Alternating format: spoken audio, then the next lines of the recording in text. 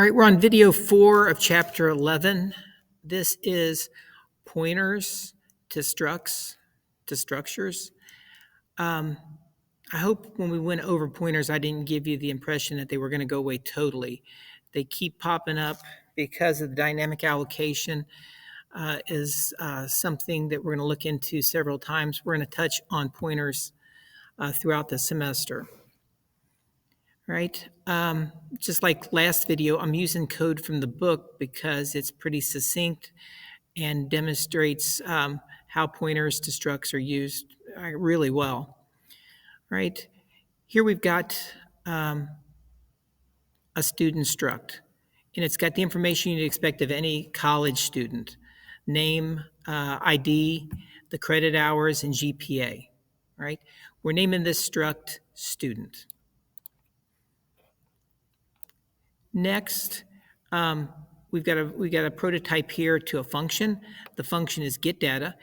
In this function, it's going to get all the data to fill up this student struct. All right. To do that, we're going to send it a pointer to a struct.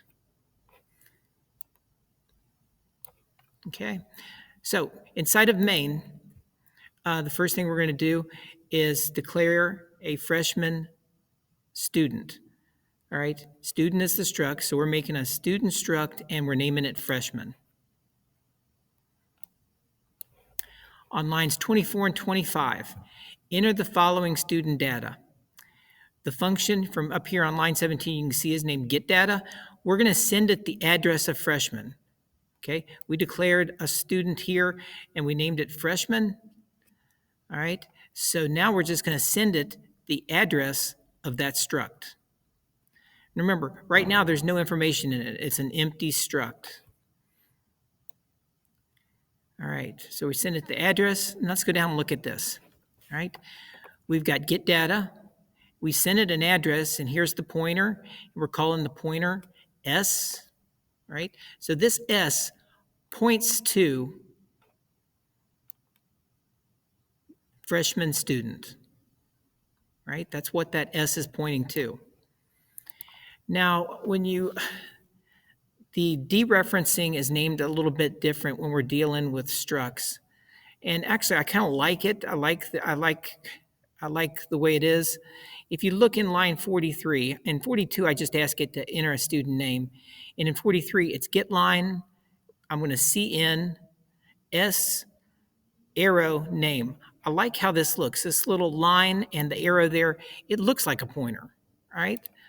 So, I mean, when I look at that, it's easier for me to comprehend than some of the other things with pointers. So this is what's pointed to by what S is pointing.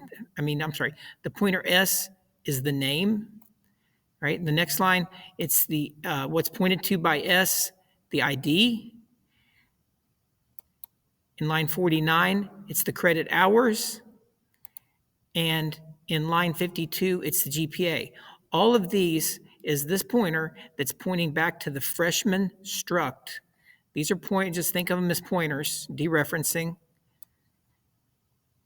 They're pointing back and going to enter the information. When you enter and get the get line name, it's going to go back to the freshman struct.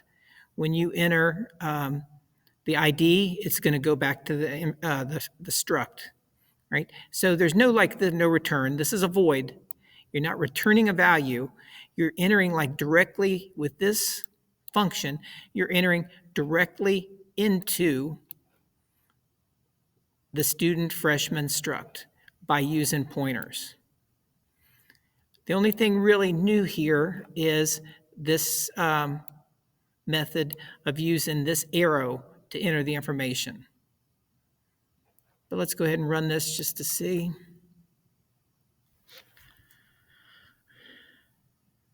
All right, student name. Let's see, student ID. Credit hours enrolled, 17. GPA, Billy's got a 3.8. Right? And there's all the information just outputted to the screen.